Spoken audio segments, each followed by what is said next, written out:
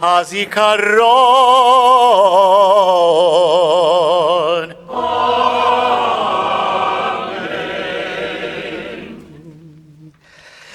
Ah, love. For us in Southern California, the wedding season is all year long. So many couples. I dare say the majority of couples I marry are meeting online. JDate, Match, OkCupid, Tinder, eHarmony, JSwipe, and my ultimate favorite, at least by name, Saw You at Sinai.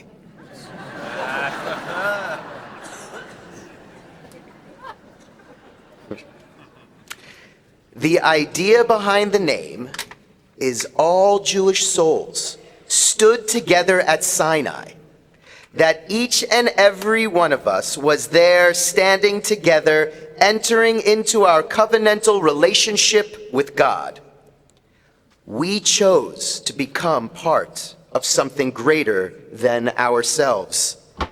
God promising blessing and purpose and meaning, and we promise a life of responsibility and intention and action. And in this relationship, God is sovereign. But God's sovereignty, kingship, or in Hebrew, malchuyot, was bestowed upon God by us.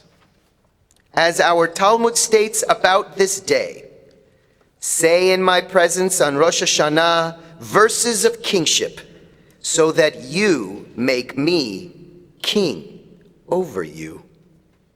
Hence the name of this section of the shofar service, Malchuyot. We actively choose to be part of this relationship, thus committing ourselves every day to live up to this standard. As Jews in this relationship with God, we are not merely passive receivers of God's will, but rather active creators in partnership with God to repair our world. We often speak of Tikkun Olam, repairing the world. It is found in our Rosh Hashanah liturgy and our daily and Shabbat prayers.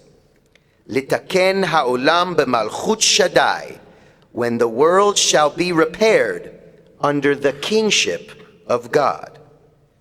Thus, Malchuyot forces us to take ownership of our world. And still, this idea of a king and kingship can be troubling to our modern sensibilities. There is a beautiful teaching from our Jewish mystical tradition about the word king, or in Hebrew, melech. The teaching reads the word melech as an acronym, men, lamed, kaf. For mem, moach, or head. Lamed, for lev, heart. And kaf, for klayot, our guts, kishke. When we call God Melech, we recognize the importance of being ruled by our thinking, rational brains, our moach, our feeling, our lev, and our intuition, klayot, the guts. Not just one of these, but all three working in concert with each other. This teaching that Melech is an acronym for head, heart, and intuition provides a roadmap for what it means for God to be sovereign in our lives, and at the same time, not diminishing us as human beings. Rather, the opposite. We are empowered and called to action. When we think about our responsibilities to our families, our communities, our world, when we feel the emotional desire to act, and then driven by our guts to make the changes we want to see, then we have Melech, We have God. So we, the chosen people, we choose to be chosen. When we choose to be chosen, it means that we are innovative and revolutionary thinkers. Choosing to be chosen means giving purpose to our existence. Choosing to be chosen means being strong and resilient. And as we hear these Malchuyot shofar blasts, choosing to be chosen means changing our lives together, changing the world every day. Shana Tova.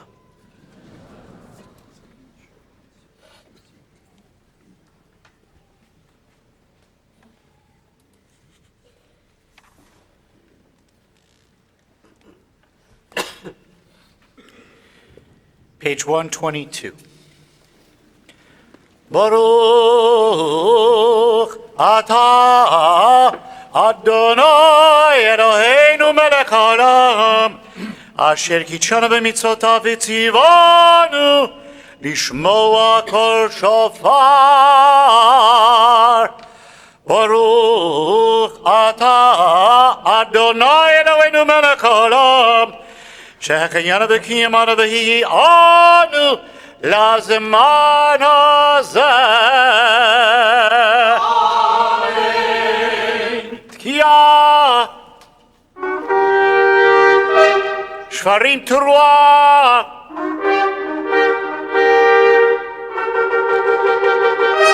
תקיעה, תקיעה, תרועה, תקיעה, תקיעה, שברים, תקיעה. Page 123, we join in Areshet Sifatenu.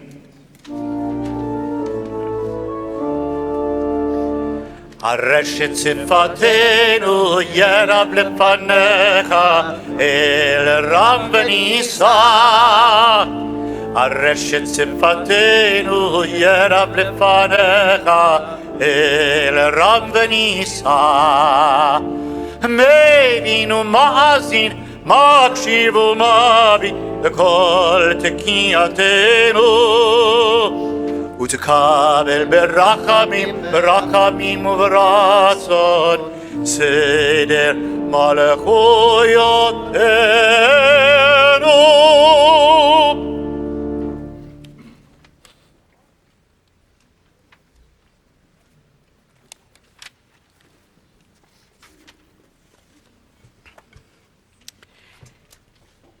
It was winter 1994, and my fourth freezing cold day in Moscow.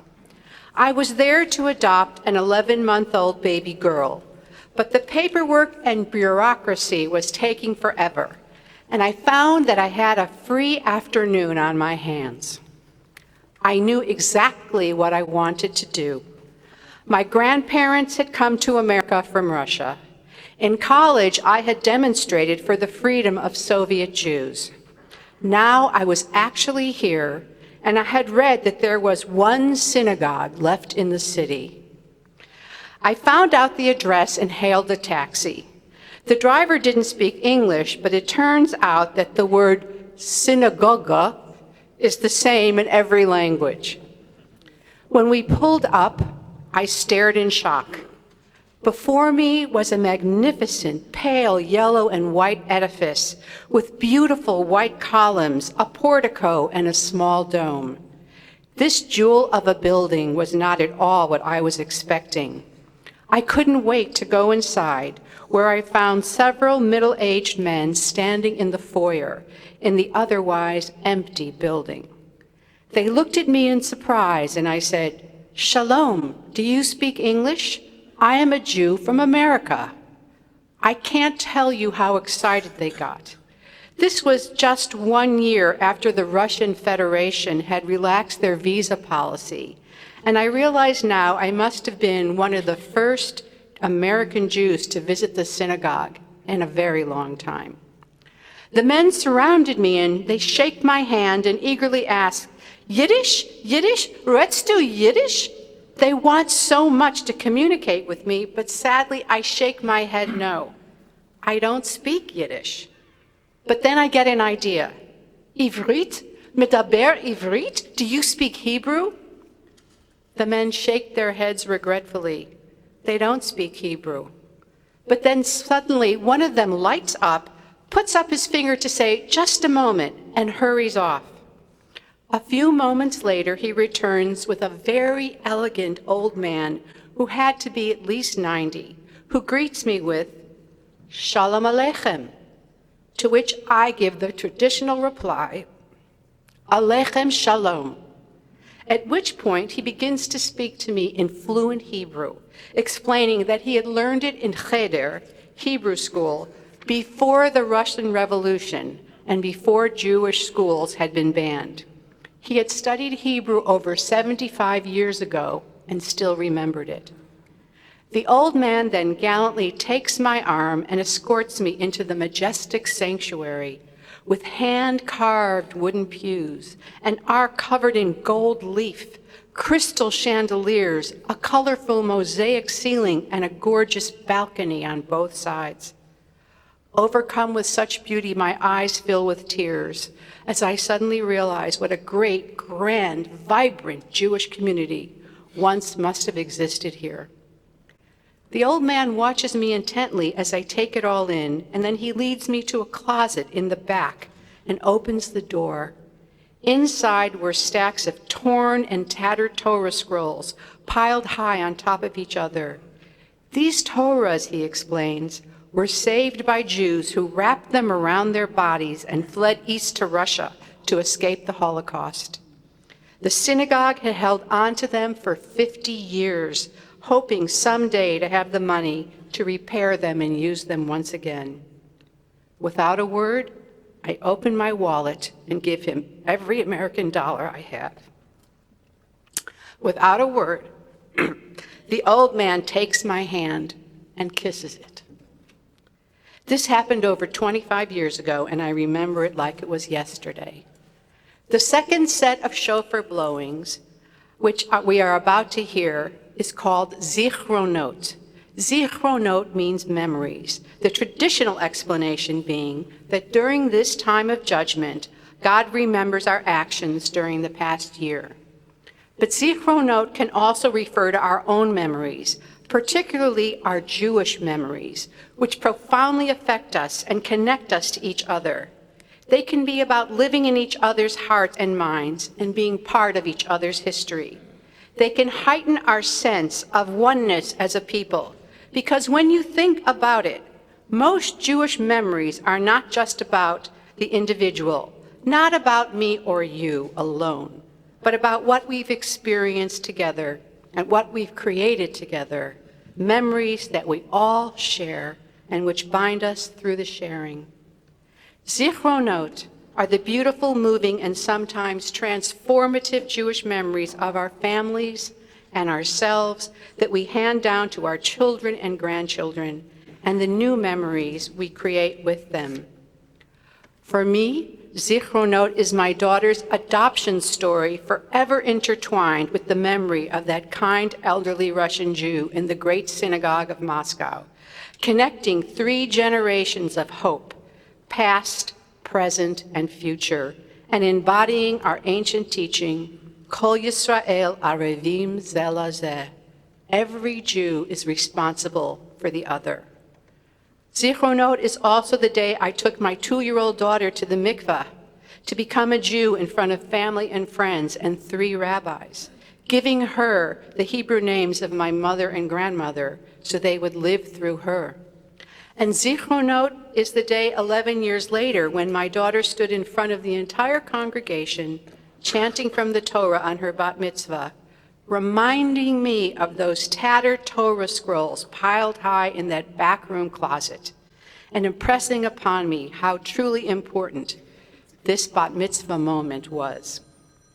We all have Jewish memories, And as we listen to the shofar blasts of Zichronot, I'd like to ask you to concentrate on one specific Jewish memory that you cherish, that has uplifted you, moved you, healed you, or possibly even changed you for the better.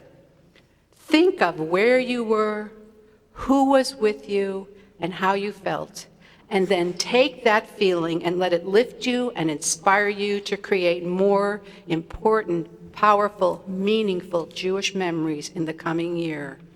And then promise yourself that wherever you are and whenever you have the chance, you will share them.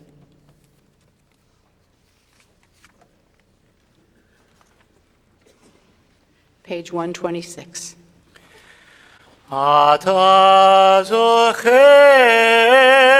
מעשי עולם ופוקד כל יצורי קדם. ברוך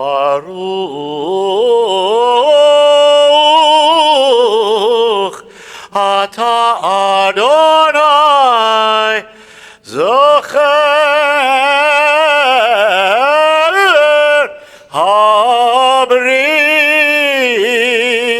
הבריאים.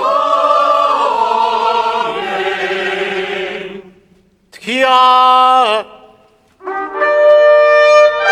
שברים תרועה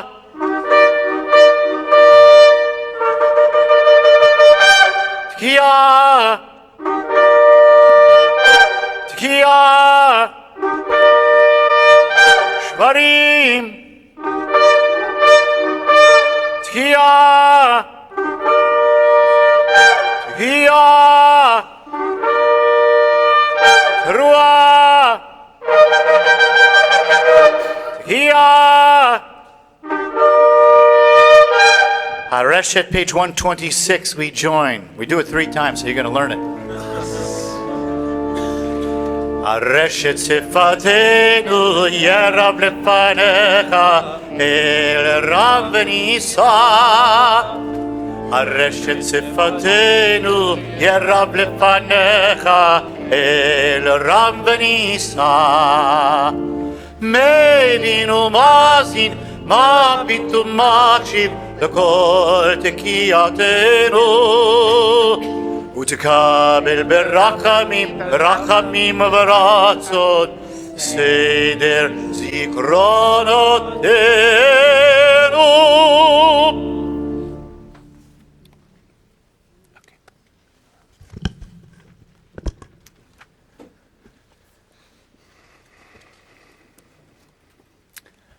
I don't know about you, but this is about the time of the morning when I start to realize that breakfast was a few hours ago, lunch is a few hours off, and I'd kill for an espresso to stop me from yawning. Reminds me of an old story about a rabbi who was invited to spend the day on the yacht of one of his wealthier congregants. The rabbi arrives dressed in perfectly pressed chinos, a blue blazer with gold buttons, an ascot tied round his neck. They set sail, and the rabbi relaxes on the deck and lights a cigar. Another guest, assuming the rabbi must be the owner of this boat, approaches him and says, "This is an incredible vessel you have. How many does it sleep?" The rabbi looks calmly at the man and says, "Actually, I'm a rabbi. And this isn't my boat, but I have a temple that sleeps 2,000.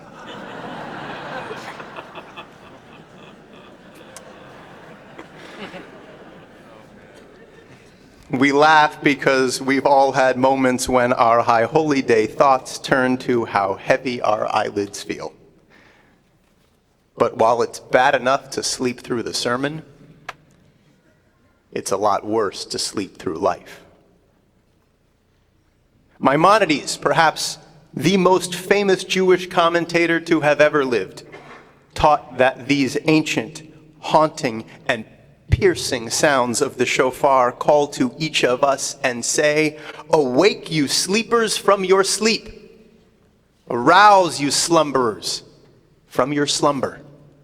The shofar is an alarm, begging us to wake up. But what does that really mean? After all, most of us are awake, right? Well, not so much.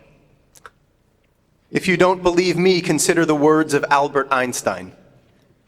Whoever does not know mystery and can no longer wonder, no longer marvel, is as good as dead, and his eyes are dimmed. I'm afraid that in our lives of comfort and convenience, too many of us do not know mystery. Too many of us no longer wonder, no longer marvel. Many of you know that Ashley and I have a 3-year-old little girl. Evelyn has taught me many things already, but perhaps the most profound of all is the way that from the moment she gets up in the morning, she is truly awake.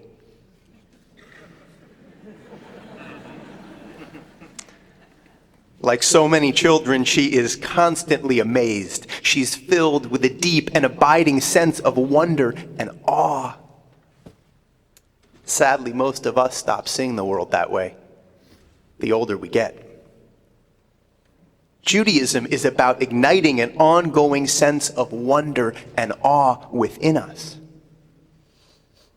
As Rabbi Abraham Joshua Heschel said, what we lack is not a will to believe, but a will to wonder.